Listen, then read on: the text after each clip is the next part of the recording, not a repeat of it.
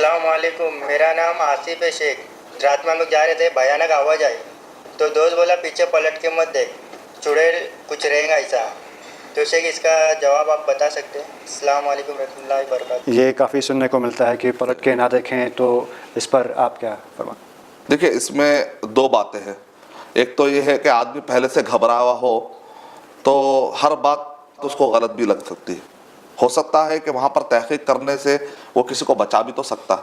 مثال کے طور پر بڑی آواز آئی, خطرناک آواز آئی, مان لی ہو سکتا ہے وہ ایکسیڈنٹ تھا ہوگا اور تم نے سمجھا شاید کوئی چڑیل ہے اور وہاں سے آپ بھاگ گئے. ہو سکتا ہے کسی کی مدد کر سکتے تھے, آپ کسی کی مدد بھی تو کر سکتے تھے. تو اتنی جرت کب آئے گی آدمی میں؟ جب وہ آدمی کو یقین ہو کہ میں نمازیں پڑھ رہا ہوں, میں اللہ کا ذکر کر رہا ہوں, تو ویسے تو میں نے ایک حصار میں ہوں, تو اگر میں ان کیس اگر کوئی مجھے ڈرا کر بھی کچھ کر رہا ہو تو میں جیسے ہی پلٹوں گا نا تو اس دعاؤں کی برکت سے پھر اس کے اندر خوف طاری ہو جائے گا. مثال کے طور پر شیخ وحید بن عبدالسلام بالی کہتے ہیں کہ ایک مرتبہ میں جا رہا تھا, اچانک دیکھا کہ ایک بچہ پریشان تھا جن کی وجہ سے.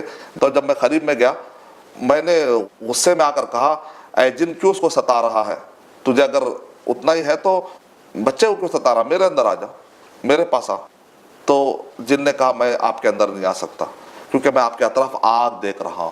کیوں؟ اس لیے کہ وہ علاج کرنے والے بڑے مشہور شخصیت ہے, تو ہمیشہ لا الہ الا اللہ وحدہ لا شریک لہ لہ الملک ولہ الحمد یحیی و یمیت وعلی کل شیء قدیر پڑھتے. جب ایک بندہ نماز کا پابند ہو, دعائیں پڑھ رہا ہو اور ذکر و اذکار کر رہا ہو تو اس کو ایسی آوازوں سے ڈرنا نہیں چاہیے. لیکن اس کا مطلب یہ بھی نہیں ہے کہ آدمی احتیاطی تدابیر نہ کرے اور آدمی جو ہے پریکاشن نہ لے. اسباب اپنانا چاہیے, لیکن مسبب تو اللہ سبحانہ تعالیٰ ہے. لیکن اتنا بھی خوف نہ کھائے کہ تحقیق بھی نہ کرے, انالیسس بھی نہ کرے کہ کیا چل رہا ہے کیا نہیں.